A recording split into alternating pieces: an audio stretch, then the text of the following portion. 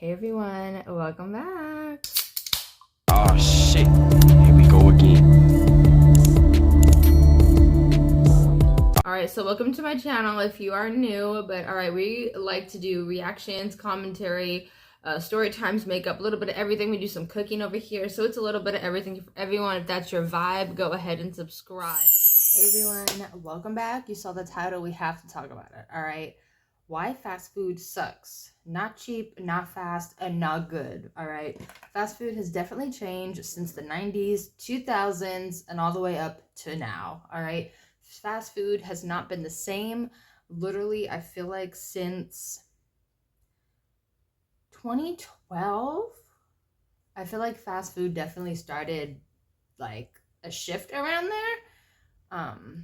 But yeah, let's talk about it. Fast food sucks. It's not what it used to be. Let's get into it. A few different modern fast food locations with the logos removed, and I want to see if you can guess which restaurant it is. Here is number 1. That is Panda Express. Here's number 2. Wendy's? That is Arby's. Oh, Arby's. Here's number 3. Panda? That is Burger King. Burger King. Here's number 4. That is Wendy's. Wendy's. Oh. Fast food restaurants in America have Hold the phone. completely lost their identity. Why does the plain modern look so similar in all of those restaurants? It looks just so plain and blank. Like anybody could literally move in and create whatever they want with the space. That is creepy and crazy. But it doesn't stop at these soulless gray buildings. Fast food used to be cheap, tasty, and most importantly, fast. And on top of that, the experience used to be fun. Today, the color is gone. The prices for a meal are almost the same as a regular restaurant, and the service is slower than ever. But this did not happen by accident. In fact, it's all by design. And today I'm going to break down why fast food today is colorless, expensive, and slow. And while it might sound like all hope is lost, there is something you can do to change it. And if enough of us do that... Listen. Yeah, cook at home. Stop going to fast food. Learn how to make the stuff at home. It's cheaper, healthier, and I'm sure it tastes better. And safer to eat because you know the person that's making it. Oh, sorry for the commercial, you guys. I guess I walked away and recorded this, which really sucks. I hate this. Sorry. Do that, we just might be able to return to the glory days. Modern American fast food buildings are the perfect representation of the soul that's been sucked out of the industry. What used to be these creative architectural fun houses have transformed into sterile gray boxes that are severely lacking identity. Some of them kind of look like modern homes, some of them look like banks, some of them just look like corporate offices. But when you remove the logo, you genuinely could not tell what restaurant it was. Compare that to what this architectural illustrator posted on Reddit. Even without the logos, you can still tell which building belongs to each fast food brand. Or can you? I'll see if in the comments one of you gets all 12 correct. Early Taco Bell locations were designed to evoke the look and feel of traditional Spanish and Mexican style architecture. The original buildings featured stucco walls, red clay tile roofs, exposed wooden beams, and arched entryways. Colorful. Now, you get a gray box with a modern purple LED light. Pizza Hut's red roof became such an iconic part of their design that now when a new business takes over the building and attempts to redesign, everyone knows it used to be a Pizza Hut. But today's Pizza Hut, yep, another gray box. McDonald's used to have modern these and big boring glowing arches you could see from a mile away. I was surprised to find out that there are still a few locations that maintain that 1960s vintage look. Take this Bloomington, Minnesota location, for example. It still has the massive arches on each side, the red and white striped bricks around the edges, and red outline gives it this cartoonish but welcoming vibe. But sometime in 2023, they decided to get rid of all that charm and paint it gray. During McDonald's nationwide boom in the 1970s, they made a major rebrand to build locations. Looks like unseasoned chicken. Okay, I can't even lie. It looked like unseasoned chicken. There's no soul, no flavor, just bland. They are giving us bland, okay? Faster. The red mansard roofs with the yellow accents that were supposed to resemble French fries is what most people remember visiting throughout their childhood. There are still a few locations out there that haven't been modernized. This one in Dunedin, Florida looks absolutely beautiful with the palm trees and the bright blue sky. Or check out this stunning Durham, North Carolina location. This photo was taken in 2021, but it looks like we took a time machine back to 1993. Sadly, this one was also painted entirely gray in 2024. Even this location outside of Disney World looked like a theme park of its own. And I'm sad to admit that this creative masterpiece has been replaced by what looks like a corporate headquarters. Now, one of the main reasons behind the gray box trend is that it's a safer, smarter real estate investment. This strategy leans heavily on modular construction and prefab standardized architecture. When a previous brand needed a very specific build out, which usually came down to their custom roofs, it just costs more. And in a way, they're also preparing for their imminent failure, because these vague buildings can be transformed into just about any other business. That's what I said earlier. This Wendy's was transformed into a Burger King. In Missouri, this old Burger King was turned into a Wendy's. This former Taco Bell KFC combo was turned into a local pharmacy. And this former Arby's is now a local pizzeria. And to no surprise at all, the local pizzeria made a more charming and visually interesting design. Now, my favorite is when chains actually do the opposite of this, when they repurpose an old building, like this old bank in Wilmington, North Carolina that was transformed into a Dunkin' Donuts. It's undeniably smarter and probably more sustainable to build buildings that can outlive the brand inside them, which will in turn reduce waste and provide opportunity to future businesses. But there's just something sad about it too. Each restaurant lost all its character, but it's not just the exterior that lost its character. The interior is where many of these places thrived. Stepping inside used to feel like entering a little world of its own. Taco Bell had these purple and teal art deco chairs, textured wall tiles, and neon squiggles that felt like walking through an 90s arcade. People today would probably... Taco Bell has been like a staple in my family on my mom's side growing up. We would take my my great-grandma. Yeah, my great-grandma, because that was my grandpa's mom. So yeah, great-grandma, we would do Taco Bell, whenever we would see her every week or every other week. We would do sleepovers, like all the fun things. And Taco Bell was like, the chairs looked like that, like they were comfy to sit in. The restaurant was never too cold. Now, whenever I go sit inside of a fast food place, like with my mom or anybody, literally my mom, because she's the only one I go to fast food with, or my husband, but then we mainly cook at home.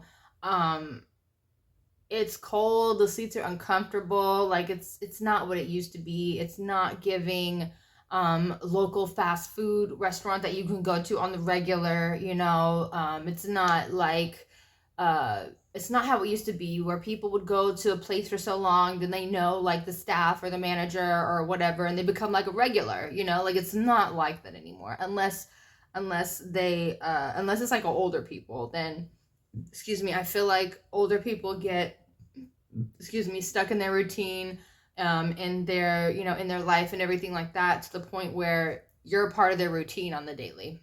All this tacky, and they might not be wrong, but damn, it has an identity. But before we dive deeper, the other day I wasted hours trying to cancel all those subscriptions I forgot about. Luckily, today's sponsor, Rocket Money, is here to help. Rocket Money is an all-in-one personal finance app I can't wait to get subscriptions, lower sponsorship bills, and for a manage your video. money better. Once you connect your bank account, Rocket Money identifies all of your subscriptions in a single list. From there, you can select the ones you don't want anymore, and Rocket Money may be able to help you to cancel with just a few taps. Rocket Money has helped its customers save up to $740 a year when you use all of the app's premium features. They've also helped customers save over $500 million in canceled subscriptions. Take control of your finances today. To save more and spend less, join the over 5 million members using Rocket Money. Go to rocketmoney.com/PatrickCC or click the link in the description to get started for free. Wendy's had an immaculate 1970s grandma aesthetic. Wood-paneled walls, stained glass lamps hanging above every table, plush burgundy booths, and soft yellow lighting that made it feel more like a cozy living room than a fast food joint. And these sunrooms? Dude, these sunrooms absolutely ripped. Pizza Hut felt like a legit sit-down Sizzler restaurant used to have with those thick little carpeting, sunrooms. red vinyl booths, and those iconic Tiffany-style lamps that turned every meal into a dimly lit occasion. Sorry for the commercial, you guys. I'm so mad at myself. I'm gonna start. Red vinyl boots and those iconic fix that. Okay, lamps sorry. that turned every meal into a dimly lit occasion.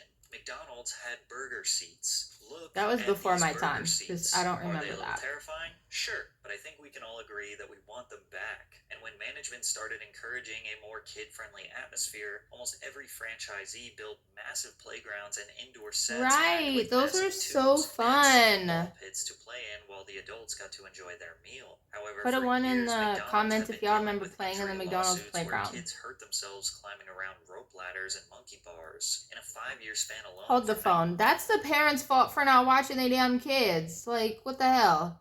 Enter at your own risk. 1986 to 1991, 1,500 injury claims were filed against McDonald's when kids fell off their equipment or got trapped in one of their structures. Hundreds, if not thousands of injuries went unreported, and not to mention the sanitation concerns. Even as a kid, I knew those things were filthy. Some places have still tried to hang on. I remember one time I was going, it was either Burger King or a McDonald's playground, and someone had a blowout on their diaper, and it slid, and homie slid down the slide, and I was right behind him, and it was just disgusting.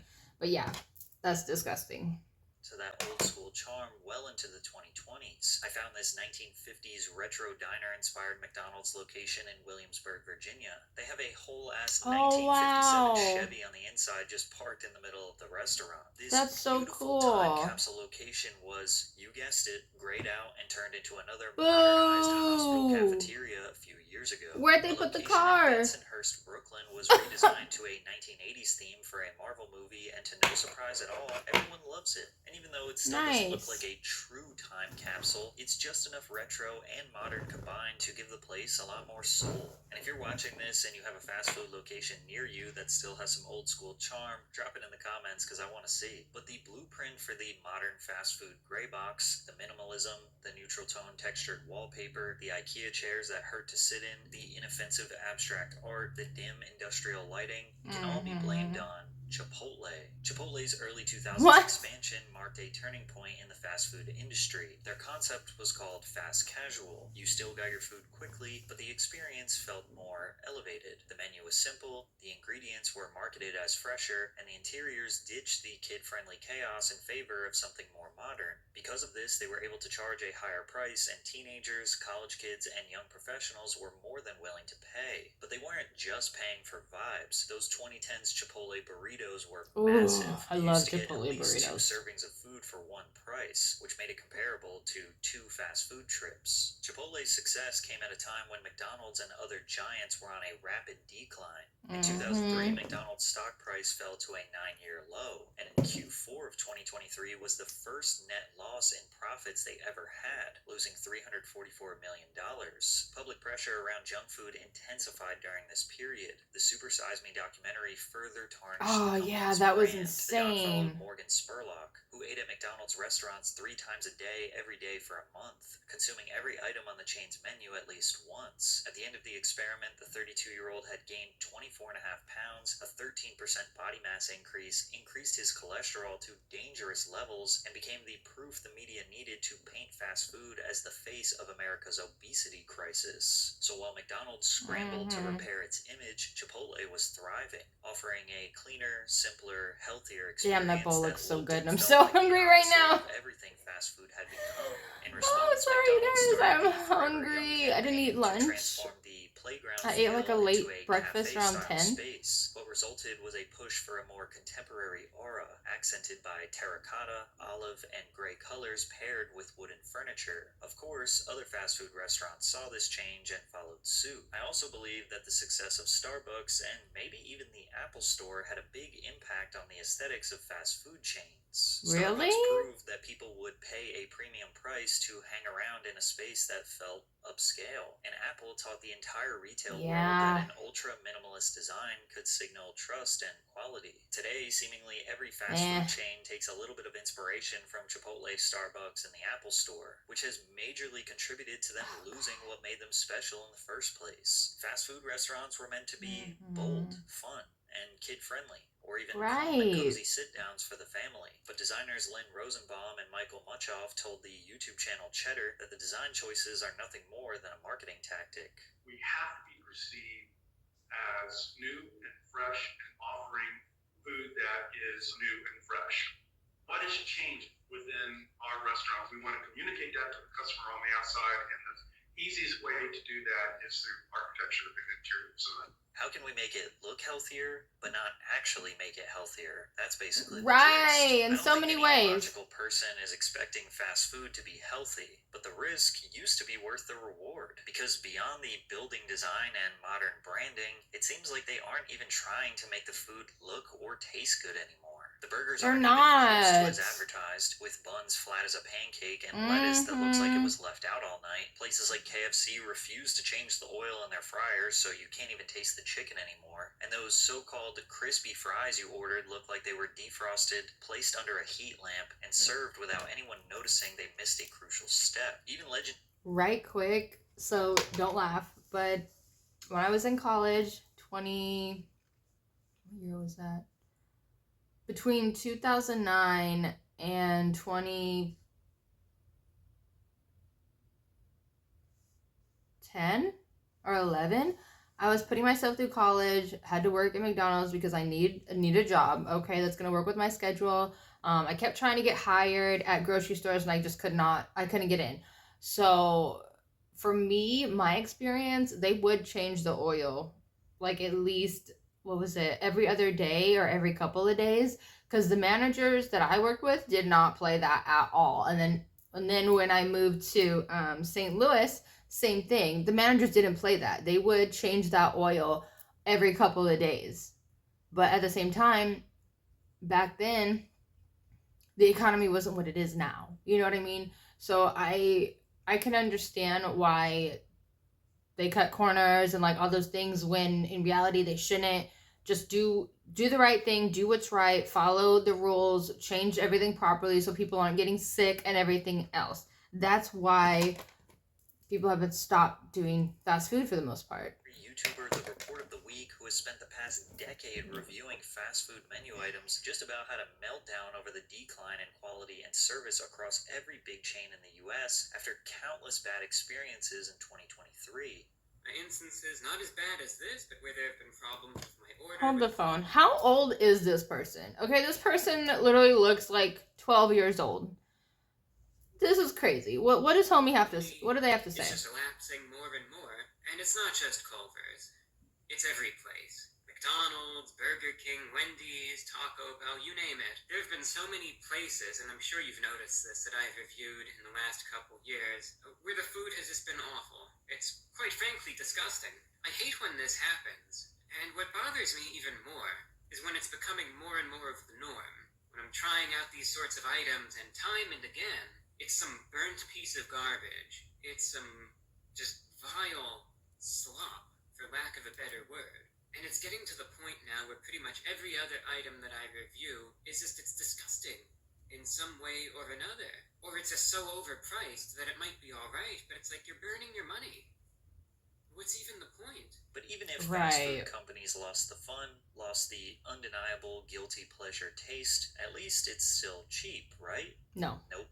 Chick-fil-A, Arby's, Wendy's, Jimmy John's, Chipotle, Taco Bell, Popeyes, and McDonald's all raised their prices over by 55 to 100% 50%. between 2014 and 2024. Most of us can remember a time where $5 could fill you up at most restaurants. Maybe you'd snag a couple of grillers or a fill-up box from Taco Bell, a McDouble, McChicken, and fries, a famous bowl from KFC, and even if you wanted to get full you meals, guys, I used to fuck them famous bowls up. Oh my god, I remember in Illinois when me and Dre started dating, or when we first moved in together, or when I moved in with him, sorry. We would go to KFC every now and then, or like, you know, once a week or whatever, and famous bowl every time, or crispy chicken strips or whatever. But yeah, your girl used to fuck up the famous bowls. Perfect for me. I love the chicken, the corn, the potatoes. Mix that bitch with the gravy. Oh, y'all, the mugs used to hit. Less than $10. What I found shocking is that Columbus, Ohio has the most affordable fast food in the country, but meals still cost $10 on average. Most cities average $12 to $13 for a fast food meal, and I can say with certainty, at least where I live, that there are plenty of local restaurants serving way better food for $13. Exactly. Y'all, right quick, I went to McDonald's the other day. to get a steak bagel meal and a frappe on my way to work, and it was, I think, like $12 or $13, and I'm like,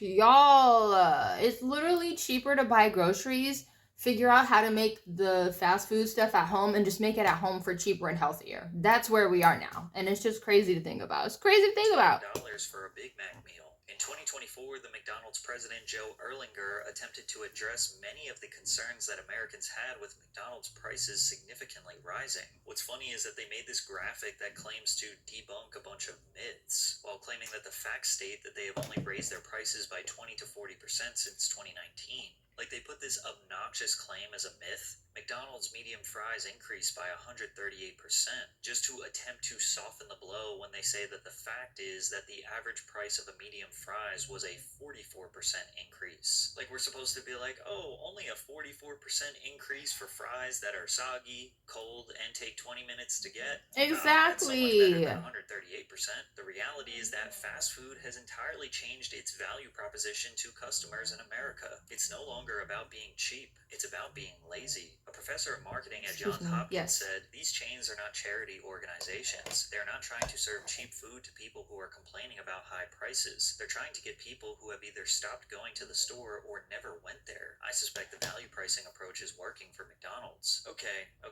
So, wow. They killed the vibes, ruined the taste, charged way too much money. Is it at least still fast? Well, kind no, of. Not the really. speed of service has drastically decreased as Americans become more dependent on the drive-thru. America runs on urgency. Our cities are built to drive around, not stop and hang out in. Our work weeks are packed, our commutes are long, and our breaks are short. Everything in our culture tells us to move faster, work more, and consume more. So we designed an entire meal experience around not having to stop moving. Pull up in your car, order before you speak to a person, get your food in a brown bag, and don't even look inside until you're already merging onto the highway, and stuff the fries down your throat with one hand while the other is on the wheel. Right. Exactly. They're a survival mechanism for a society that doesn't have time to sit down. But now even that convenience is starting to collapse. What used to be a 3 to 5 minute pit stop has turned into a 15+ minute wait behind a line of frustrated drivers. Even places like In-N-Out are facing major problems with lines that literally cause traffic on the highways next to them. Pretty much every Chick-fil-A I've ever been to around lunchtime has 2 rows of 20+ cars bumper to bumper. Many locations are trying. I will say this, In-N-Out hits every time. I've never disappointed with In-N-Out. They listen, they get my order right. I love the french fries. So I'm going to be going to In-N-Out damn near probably for the rest of my life. I can't even lie because I'm never disappointed. They listen, it comes out good, it's made fresh. Yes, there's always a line, but I mean, can you blame them? It's freaking good. And the secret menu stuff? Fun. Combat these frustrating wait times by having staff walk around with iPads so you can get that somewhat satisfaction that your order is being taken care of, but it doesn't make the food come out any faster. Yeah, it doesn't. It really doesn't. And I do apologize again for the freaking commercial. But it doesn't make the food come out any faster. Now, you might think that removing drive-thrus in some locations or incentivizing walk-ins would somehow speed things up, but fast food restaurants have done their homework. Research shows that 47% of U.S. consumers would simply avoid going to a store that doesn't have a drive-thru, and twice as many people prefer using the drive-thru to going in store. And that's because of the American go-go-go culture, as well as us not prioritizing eating as a meaningful experience. It's just another task to check off the list. Meals in other countries are a cultural staple, a time to slow down, talk, share, and connect. Americans treat eating as something you do out of necessity between meetings, in traffic, or while staring at your phone. That part. I'm talking to you, who's literally eating a meal while watching this right now. The obsession with quick service, combined with fast food's obsession with margins, is slowly turning these restaurants into massive robotic garages, like this concept released by Taco Bell in 2022 for their new vision for making service easier than ever before, or the new designs Chick-fil-A is rolling out that prioritize quick service, or Jimmy John's cutting down the size of their restaurant to resemble more of a studio apartment. To make it even more streamlined, restaurants are releasing AI menu stands that replace human staff members, and the responses have been mixed, with some customers praising the decision and others arguing this is one step further in the wrong direction. Oh, y'all, I remember. So, the whole AI like menu thing started a year ago because my cousin was having a wedding and I went out of town for that. It was last year. And when one of the girls in the bridal party went to get everybody breakfast, she was like, yeah, when I pulled up to McDonald's to get our food, it was like a robot or a AI screen or whatever. And that's when like it initially started rolling out, was last year. And we were in, where were we? Ohio. So they started in the Midwest and then brought it to the West Coast. That's what I think a lot of places do. They'll start something in the Midwest or on the East Coast first to see how it does, and then they'll bring it over to the West Coast and then everybody else. That's what I think. I don't know. Let me know what you guys think. Orders and no more attitudes for no reason.